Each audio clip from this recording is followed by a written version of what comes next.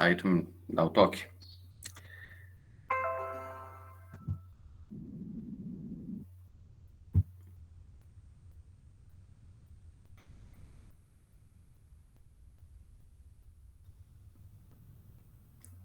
Estão vendo aí? Tá a tela Sim, inteira? aqui para mim tá ok. Para mim está ok. Sim, tá dando para ver. Ótimo, então. Então, boa tarde. Hoje eu vou apresentar o tema O efeito da pressão no ponto de fusão, uma visão termodinâmica e suas implicações para a origem dos magmas. Vou seguir essa ordem numérica, né, dos tópicos, mas de modo inicial eu vou falar um pouco, abrangendo mais uma visão termodinâmica, tá? As leis da termodinâmica, as propriedades de estado, para chegar na equação de Clapeyron, tá? Então, fazer as deduções, né, os cálculos, e ao longo dessa trajetória, tá, eu vou falar das variáveis intensivas, né, que é a pressão e a temperatura. E também outras variáveis que vão ser fatores também relevantes, que no caso vai ser a entropia, né, e o volume molar, né? Então, essas quatro propriedades, né, que eu listei agora, elas vão influenciar no ponto de fusão.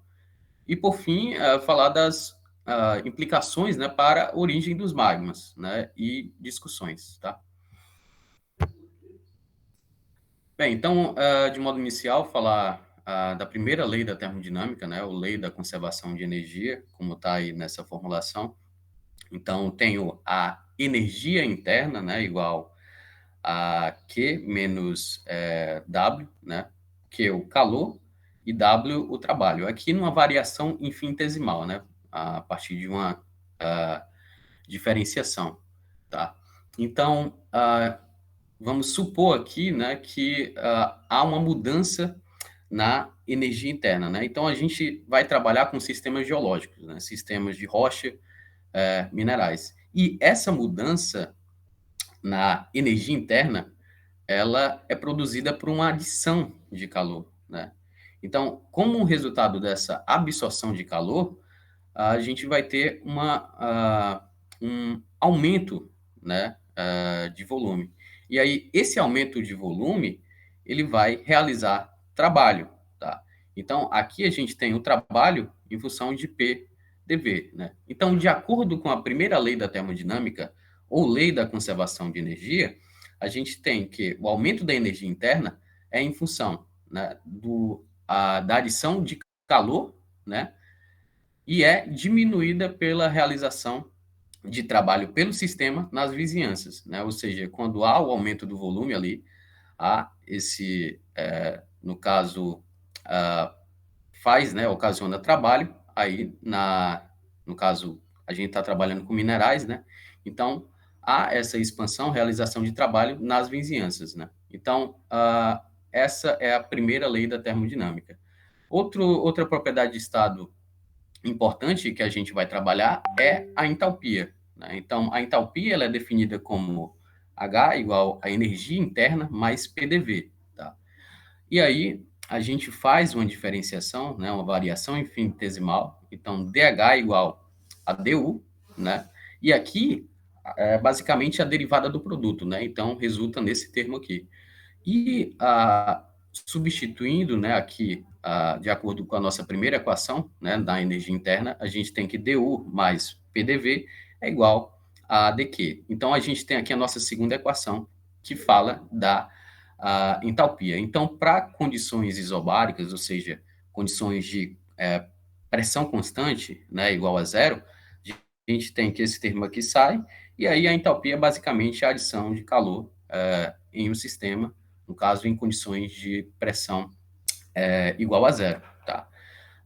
E aí a gente vai utilizar, né, como exemplo mais na frente, a variação da entalpia, né, de fusão, tá? Para quando a gente for falar aí de origem dos magmas e curva de fusão barra cristalização. Então, outra, né, propriedade muito importante é a entropia, né? Então, a gente vai falar agora da segunda lei e da terceira lei, né, da termodinâmica. Então, aqui a entropia, ela pode ser definida em relação a desordem interna no sistema. Então, quando a gente tem qualquer processo espontâneo em um sistema isolado, a gente tem um aumento da entropia, ou seja, um aumento da desordem. Por exemplo, se eu tenho um recipiente, né? Esse recipiente ele é isolado, tá? E aí, como ele é isolado, ele não troca nem matéria nem energia com as vizinhanças. Então, esse recipiente ele contém moléculas, né, de gás. Então, 2 moléculas de gás. E esse recipiente é dividido por uma barreira física no meio. Quando eu retiro essa barreira física, eu vou ter uma mistura espontânea entre esses 2 gases, o que vai resultar em um aumento na aleatoriedade, um aumento na desordem do sistema, ou seja, consequentemente, um aumento na entropia. Então, a gente tem essa convenção aqui para entropia, que é a entropia do ar, né, do meio gasoso, é maior do que a entropia de um meio líquido, que é maior do que a entropia de um meio sólido, tá? Isso em função aí das ligações, né, das moléculas. Aí no gás a gente não tem ligações, né, essas moléculas aí, elas se chocam, né, tem trajetórias aleatórias, ou seja, uma maior entropia, né, uma maior desordem. Já no líquido a gente tem algumas ligações, né, mas não como no sólido, que a gente tem realmente uma rede cristalina, né, um arranjo ordenado. E aí entra a parte da terceira lei da termodinâmica, que fala exatamente do estado no zero absoluto, ou seja, na temperatura Kelvin igual a zero. E aí a gente tem os cristais perfeitamente ordenados, né? Então a gente tem uma entropia igual a zero, uma entropia nula. E aqui a gente tem uma ilustração esquemática em função da energia, tá? Os processos espontâneos, eles sempre vão ocorrer de um estado inicial de maior energia para um estado final de menor energia, tá? Nunca vai ocorrer o contrário, tá? Isso daqui é para processos não espontâneos. Então, para processos espontâneos, a gente vai ter essa transição aqui, de maior energia para menor energia. E agora a gente vai falar de uma propriedade que dita exatamente isso, né? Desses processos espontâneos, que é a energia livre de Gibbs, ou seja, o G. Então, ela é definida como o G em função da entalpia menos a temperatura vezes a entropia, né? E aí a gente utiliza aquela equação lá da entalpia, né? Substitui aqui, a gente tem U mais PV, e aí a gente faz a diferenciação, né? As derivadas. Então, uma variação infinitesimal. Então, tem dG, aqui fica igual a du, né? E aí pega a derivada do produto, dá esse resultado aqui, menos a derivada de T e S, né? A derivada do produto TS. E aí obtivemos isso aqui. Nesse caso aqui, a gente tem tanto a DU, né? A gente sabe que PDV é exatamente DW, né? Que é o trabalho, e TDS, que é DQ. E aí a gente faz um rearranjo, né? Corta esses termos, e aí obtém que DG é igual a essa equação aqui. Então, eu quero que vocês memorizem essa equação, porque a gente vai utilizar aí exatamente porque a energia livre de Gibbs, ela, para sistemas naturais, geológicos, ela varia em função das variáveis intensivas, que é exatamente a pressão e a temperatura, né? E também variáveis extensivas, ou seja, o volume e a entropia, tá? Que são fatores relevantes. Então, se P e T permanecem o mesmo através de qualquer mudança espontânea no estado, ou seja, dP igual a dt igual a zero, né, a gente tem por essa equação aqui, corta aqui, aqui, fica zero, né? Então, em função aí da pressão e temperatura constantes. Então, aqui eu tenho a ilustração, né, clássica, a gente tem o diamante e a grafita, tá? Então, aqui, como eu falei, processos espontâneos, né, sempre vão de uma energia mais elevada para uma energia menor, né? Então, tem essa transição. O diamante, ele tem uma maior energia do que a grafita, né, em mesmas condições de pressão e temperatura. Então, O processo espontâneo ocorre nessa forma aqui, né? Então, sempre, sempre, sempre, em processos espontâneos, a gente tem a energia livre de Gibbs diminuindo, tá? E aqui o DG, né, vai ser, como a energia do diamante é maior do que a energia da grafita, então DG aqui é menor do que zero, tá? E aí a gente vai trabalhar agora diagramas de estabilidade, né, diagramas de fase. Então, um diagrama de estabilidade, ele mostra qual estado é mais estável como uma função, né, da pressão e temperatura ou outras variáveis, tá? Então, aqui numa faixa de pressão e temperatura, onde os cristais eles são mais estáveis, tá? A energia livre de Gibbs dos cristais é menor do que a energia livre de Gibbs do líquido, tá? Por outro lado, né, em uma faixa de pressão e temperatura em que o líquido é mais estável, né, a gente tem que o inverso também é verdade, ou seja, a energia livre de Gibbs do líquido é menor do que a energia livre de Gibbs dos cristais, tá? E aí a gente tem uma faixa, né, um locus de pontos aqui, nessa linha, que mostra exatamente um limite, né, entre essas duas fases, cristais e líquidos. Então, nesses pontos aqui, ao longo dessa linha, a gente tem a coexistência, né, entre cristais e líquidos, eles estão em equilíbrio. Então, aqui, nesse ponto, a gente tem que a energia livre de Gibbs do sólido, né, ou do cristal, é igual à energia livre de Gibbs do líquido, tá? E aí, para a gente apreciar mais ainda, aqui tem um gráfico, né, espaço tridimensional, em função da energia livre de Gibbs, tá? Então, a gente plota, né, um eixo perpendicular ao eixo da pressão e da temperatura, tá?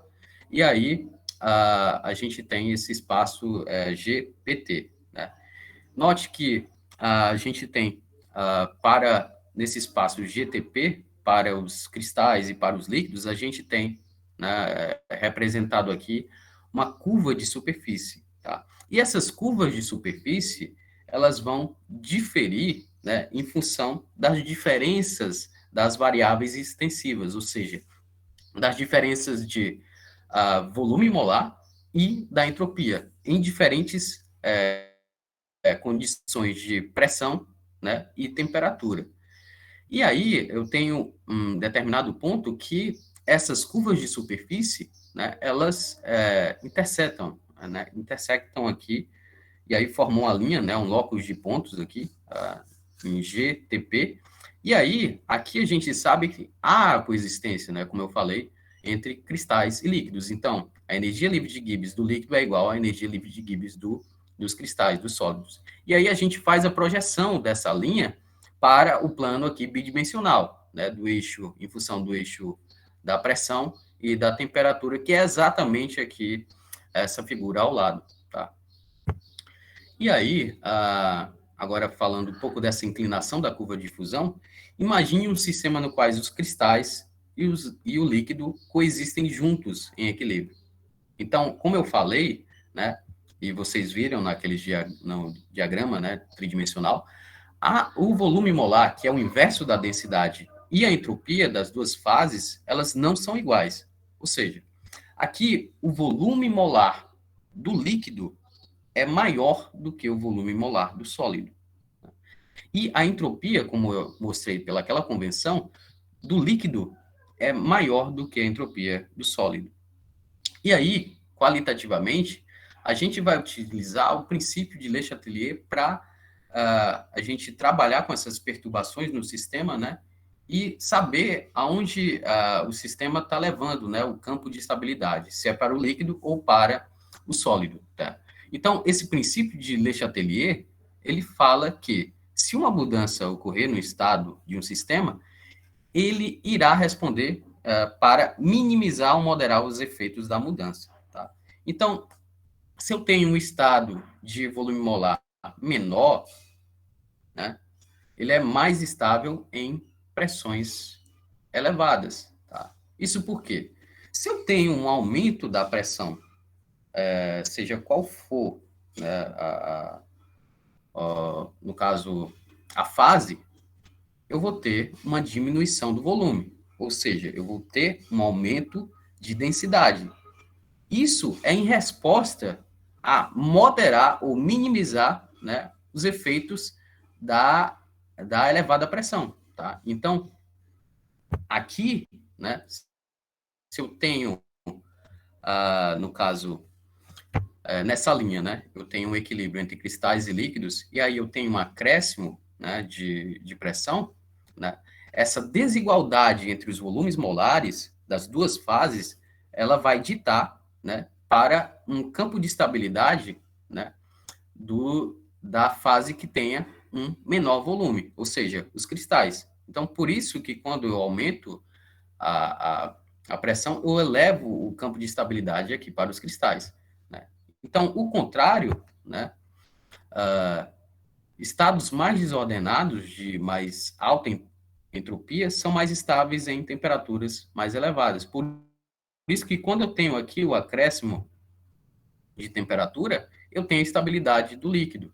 Tá? Então, aqui, né, a gente pode inferir que, em função do aumento, né, da pressão, eu tenho estabilidade dos cristais, e um aumento da temperatura, eu tenho estabilidade do líquido, eu tenho que, consequentemente, a curva de fusão barra cristalização, ela vai ser inclinada positivamente, tá?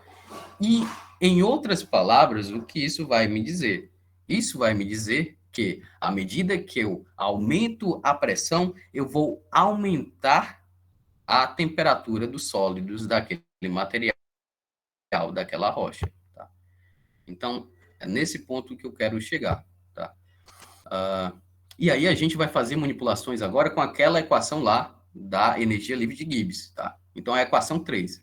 Então, para uma mudança pequena apenas na temperatura, ou seja, dT, e deixando a pressão constante, ou seja, dP igual a zero, eu vou cortar isso aqui vai para zero, tá? Então, o dG, em uma pressão constante, eu vou ter que, é uma função negativa, né, da entropia vezes dT. Então, o que isso significa, né? Significa que, se eu tenho um acréscimo da temperatura, eu vou mudar a energia livre de Gibbs, né? E ela vai ser mais negativa se eu tiver uma entropia maior, né? Então, se eu tenho aqui um equilíbrio, né, uma coexistência entre cristais e líquido, né? E eu aumento a temperatura, né? O meu campo de estabilidade vai tender ao líquido, né? Porque o líquido tem maior entropia, ou seja, vai minimizar aqui a energia livre de Gibbs. Tá? E se eu fizer, né, agora com a pressão, a temperatura constante, ou seja, dT. Então, esse termo aqui, ele vai, né, para zero. E aí eu fico, né, a pressão obviamente muda, né? E aqui, dG, né, em função da temperatura constante, eu fico somente com com V vezes dP. E o que isso significa? Isso significa que, se eu aumentar a pressão, né? Se eu aumentar a pressão, eu vou minimizar a energia livre de Gibbs se o volume molar ele for menor, né? Ou seja, o volume for menor, exatamente por conta daquele princípio lá que você vai minimizar, vai moderar, né, os efeitos da pressão maior. Ou seja, você vai minimizar a energia livre de Gibbs, né? E aí para um estado de menor volume, ou seja, os cristais, tá?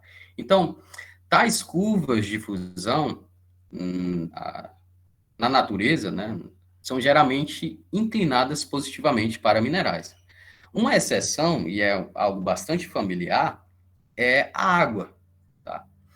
E a água, ela tem uma inclinação negativa, né, subvertical. Ou seja, em função de quê? Em função exatamente do volume, da densidade, tá? Se eu quero beber água, uma água geladinha, né? Então, eu vou colocar gelo, né? Obviamente. O gelo, ele vai flutuar, exatamente porque ele tem menos densidade do que o seu equivalente líquido, né? Então, por isso que a inclinação da água, ela é negativa, né? Mas, para a maioria, né, dos minerais, a gente tem uma inclinação positiva. Se a gente for trabalhar com cálculos de densidade de magma, a gente vai ver que aquele magma, né, totalmente cristalizado, ele tem uma densidade mais elevada de cerca de 10% do que o seu correspondente ou equivalente líquido, né? Então, os cristais, eles são mais densos do que os seus equivalentes líquidos. E aí vem a ideia, né, de descompressão, tá?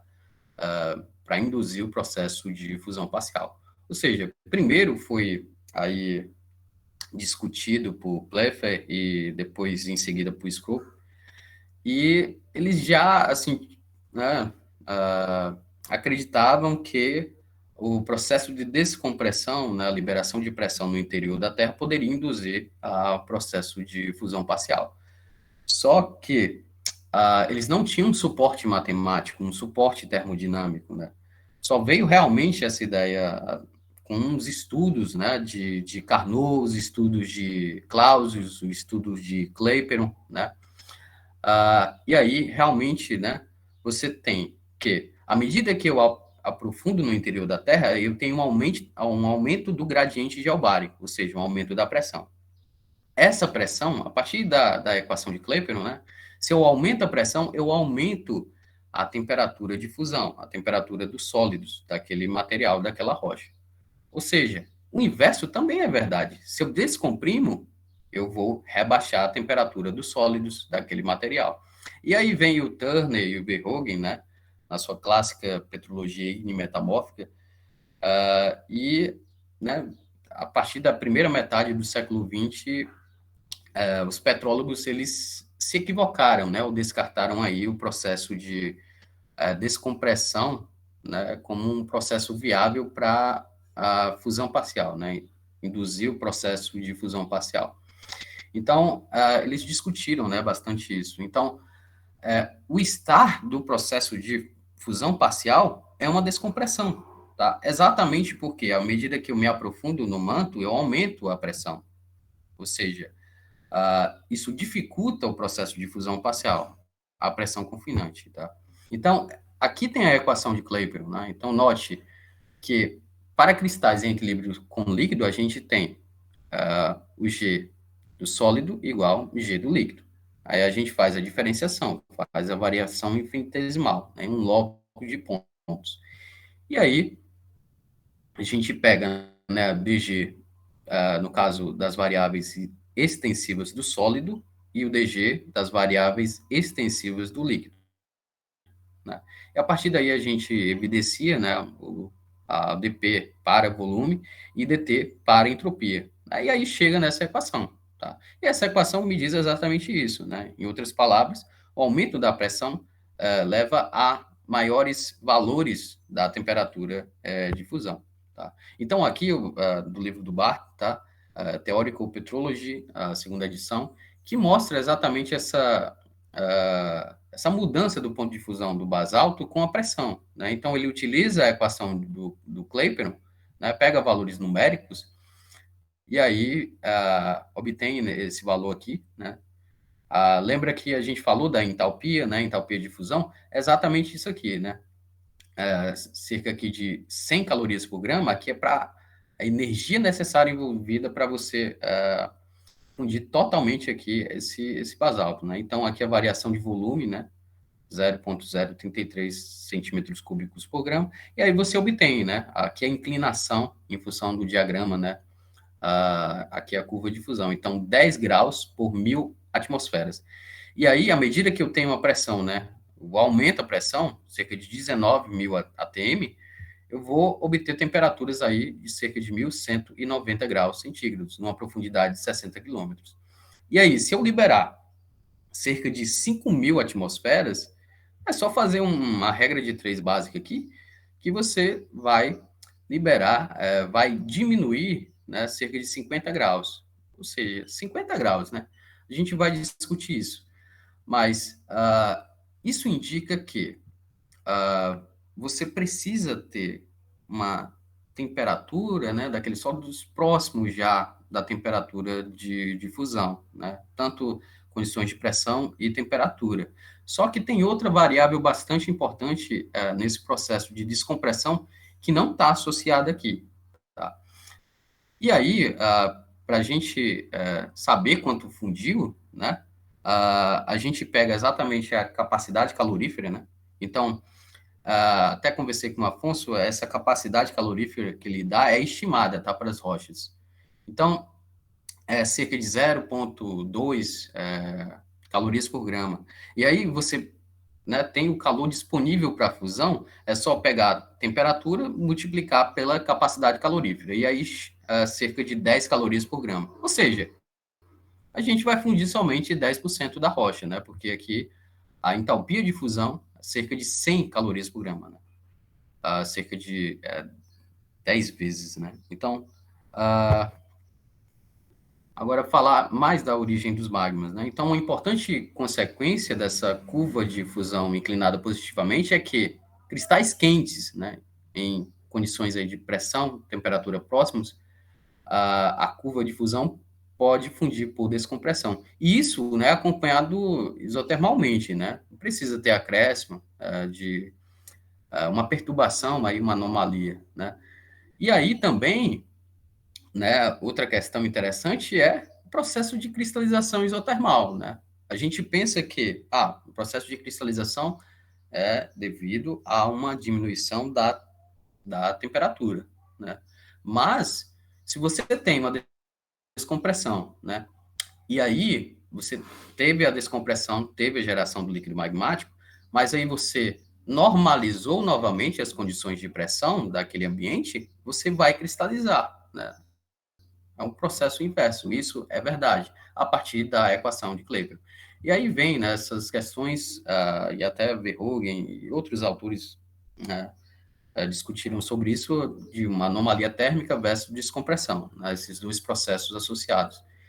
E aí vem a questão exatamente do manto. Né? Então, realmente, a partir de evidências científicas, a partir da sismologia, o nosso manto, ele é sólido. Sim, ele é sólido. A gente tem, né, processos aí no caso de terremotos profundos, né? Ou seja, o terremoto, a causa do terremoto é fruto de um processo de fraturamento barra falhamento. Ou seja, indica que terremotos em cerca de 150, 200, 300, 400, chegando até 700 quilômetros, né, é resultado de um processo de fraturamento, tá? E isso ocorre em meio sólido. Outra evidência clara é a velocidade das ondas S, né, transversais. Ou seja, a velocidade aumenta da onda S em função do módulo de rigidez do meio, tá? Então, se eu tenho um aumento da velocidade da onda S com a profundidade, indica que aquele meio ele é sólido, né? Outras evidências mais claras ainda, né, a densidade, né, aumenta, e a viscosidade, né? Então, imagina que eu tenho água, né? A viscosidade da água é baixíssima. O que é a viscosidade? Senão a resistência à fluidez, a resistência ao escoamento. Né? Então, a água é extremamente fluida. Né? Então, cerca de 10 elevado a menos 3 poise, né? Unidade medida, ou Pascal por segundo. Né? E aí a gente pega um mel, cerca de 1000 vezes a viscosidade da água. Aí a gente chega na crosta. Viscosidade da crosta, cerca de 10 elevado a 18. Né? E aí, quando a gente vai para o manto, a viscosidade, né, é cerca de 10 elevado à média, tá? 10 elevado a 22, ou seja, o manto, ele não é fluido, ele não é líquido, tá?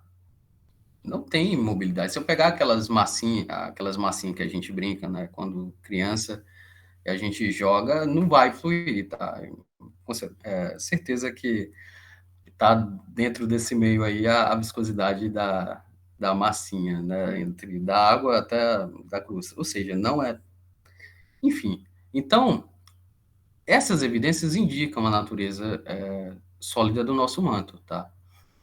E aí, o processo gênese dos líquidos magmáticos é exatamente em função de um processo mecânico de fraturamento em um ambiente quente, tá?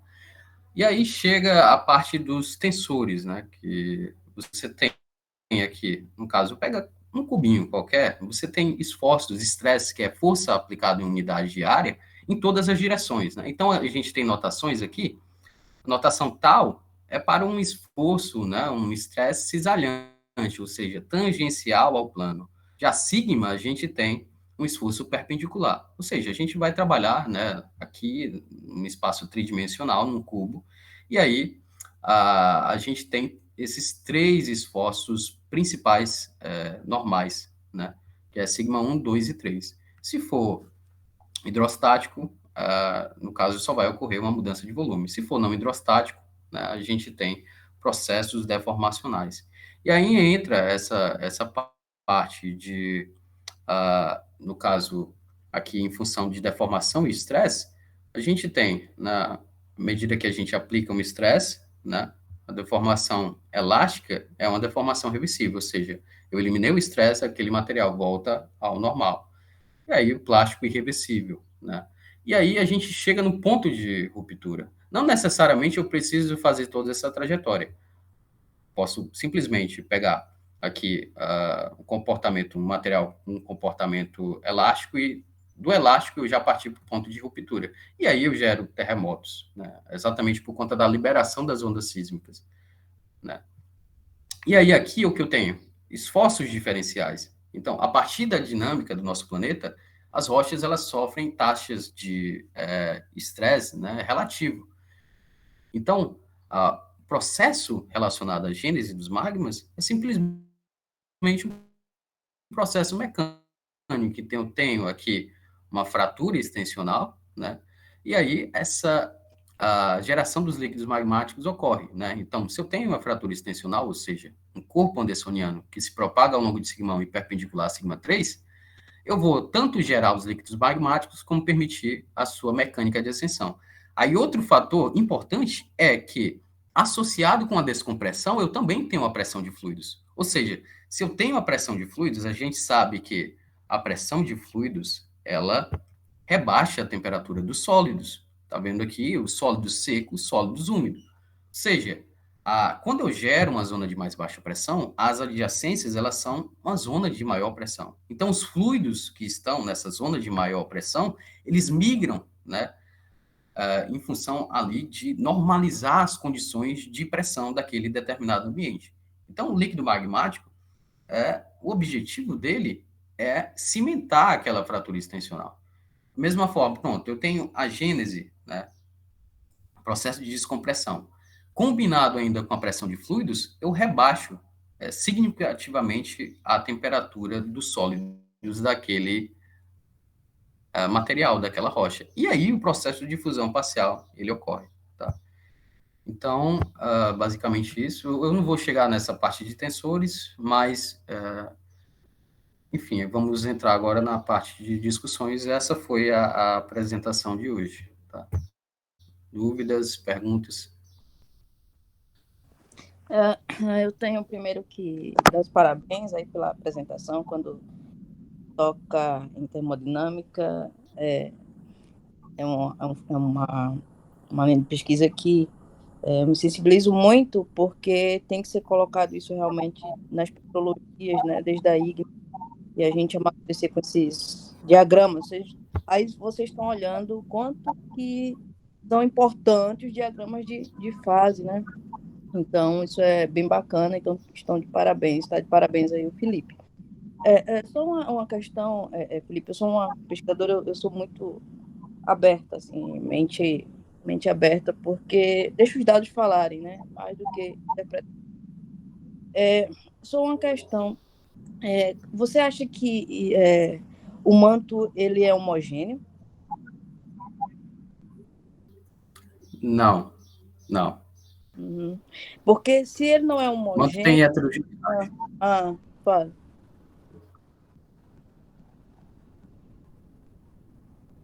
Felipe? Acho que... Pode continuar, professor. Sim. Oi. Não, a pergunta você acha que o manto é homogêneo? Não, não. Porque quando você varia, né, com a condição de tipos de materiais, você varia também justamente nas condições de temperatura, ou então como esse material vai reagir à temperatura incidida, à pressão incidida, né? Isso aí é um fator importante. Contrastes de materiais já evidenciam um suporte a mais para contrastes térmicos.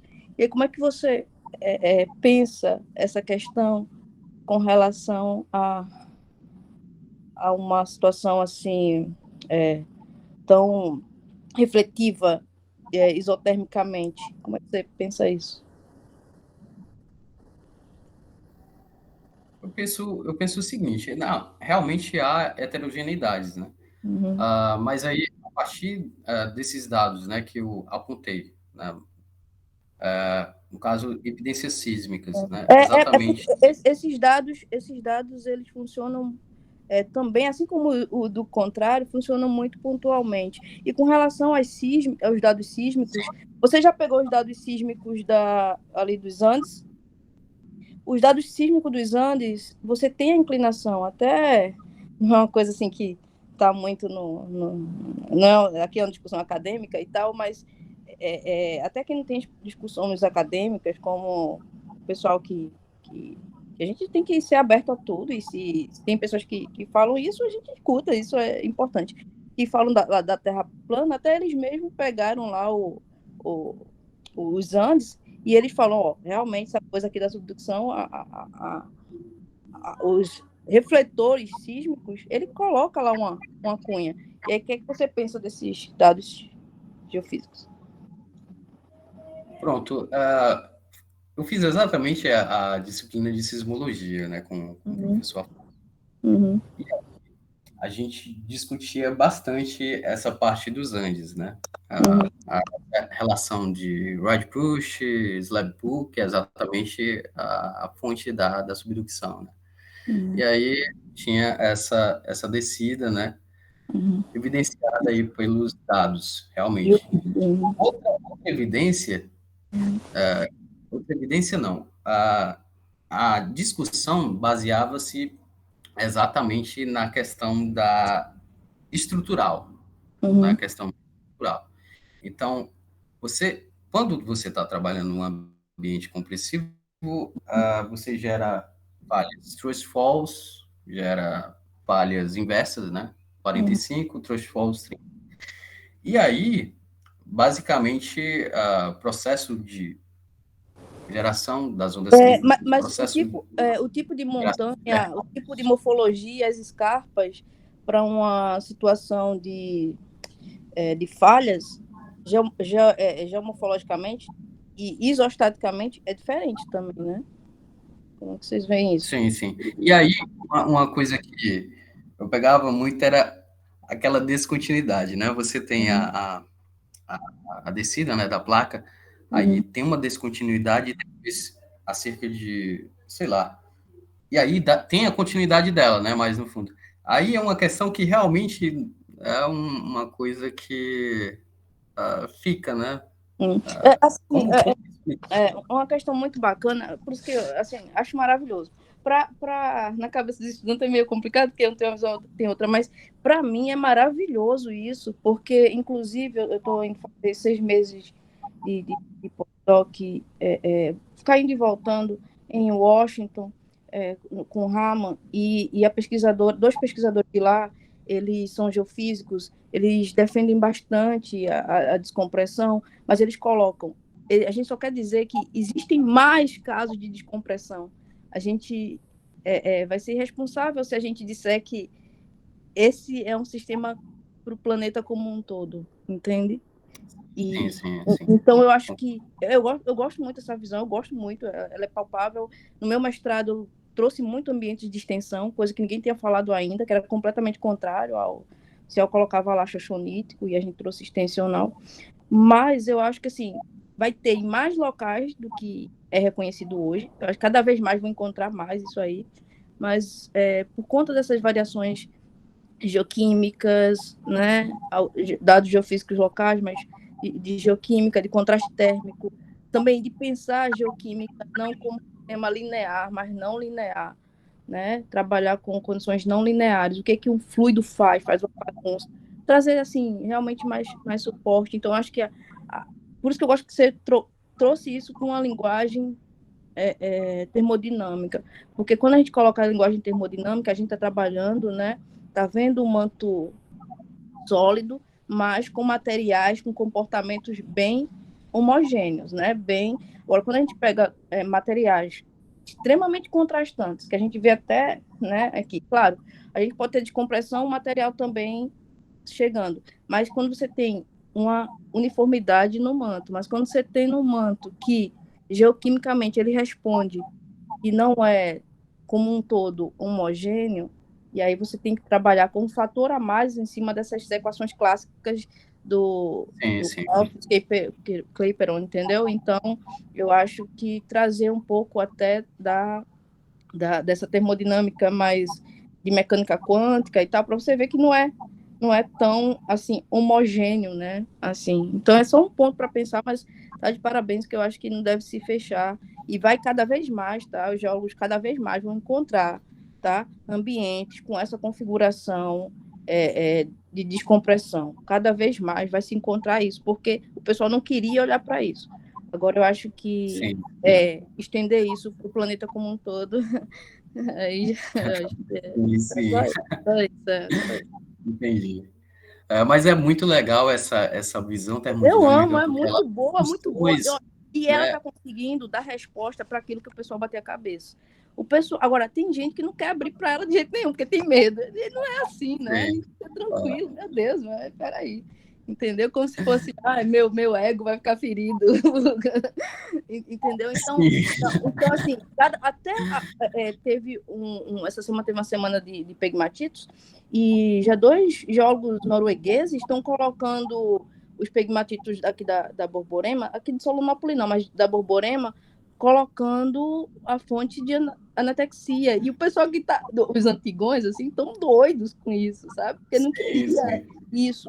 Então, assim, vai encontrar muito mais, é importante que se encontrem mais para ficar registrado, mas, assim, termodinamicamente e geofisicamente, como um todo, eu não encontro isso por conta das respostas geofísicas e principalmente geoquímicas. E outra situação também muito importante, tem um estudo, isso começaram com os ingleses em Cambridge, em 2013 para 2014. Alguns não acreditam mais nem em astenosfera, entendeu? E aí, só que aí o outro coloca lá essa viscosidade, pensando como magmas que têm comportamento de sólido já com 64 para alguns autores, 66 para outros autores, de cristais no magma, já tem um comportamento de sólido, e aí eles fazem estudos com olivina, e a olivina tem planos de fraqueza, rede cristalográfica que estrutura ela, e ela sai escoando só por conta da estrutura, entendeu? A própria pressão faz você movimentar os planos cristalográficos, entendeu? Com mínimo de temperatura contrastante. Então, é levar todos os estudos, todos os levantamentos em consideração. E eu gosto muito dessa linguagem também da descompressão, está se descobrindo cada vez mais, porque ninguém queria olhar, e quando olha, aí vê que tinha, né? Só não queriam ver. Agora, como um todo, aí tem esses gargalos, apenas isso, mas muito bom.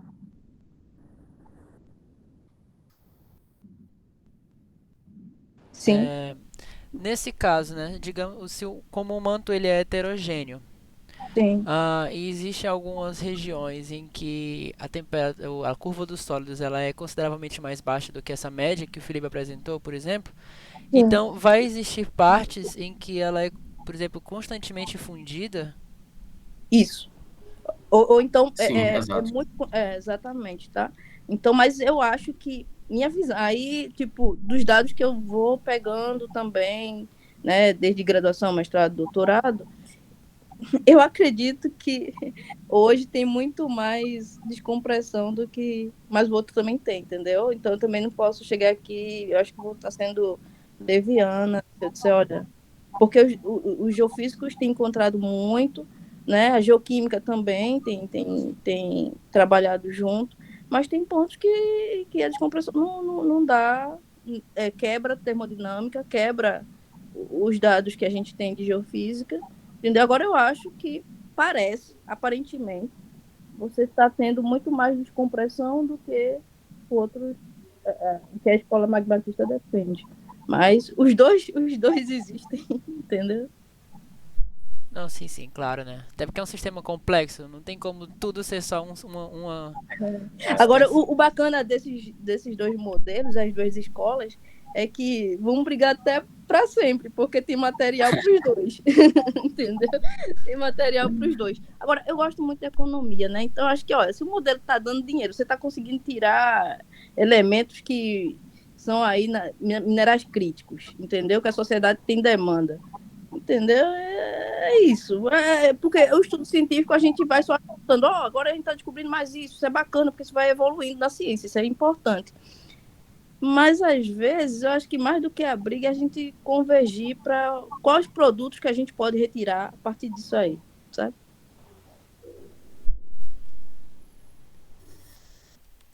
Sim, até porque é da briga que sai as coisas, né? É essa que Não, acontece.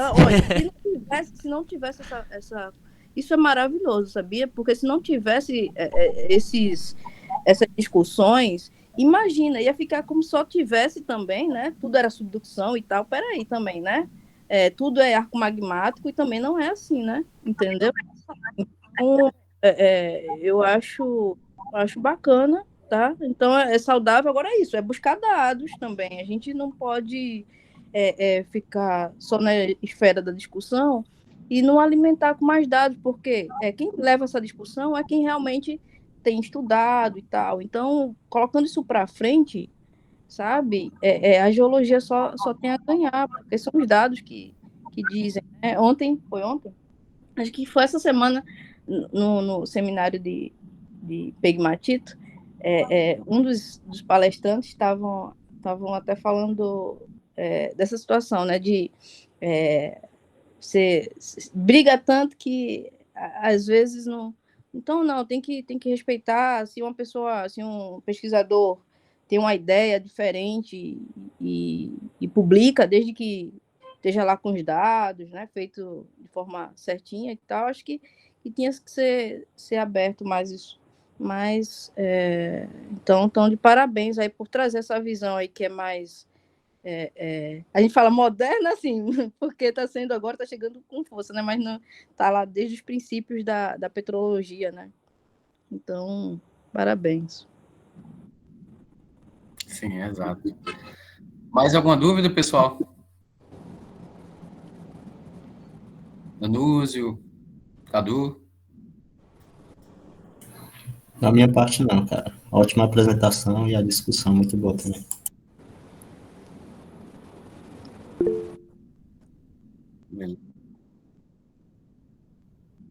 Obrigado. Sim, professora, a senhora obteve resposta lá do... Sim, então o pessoal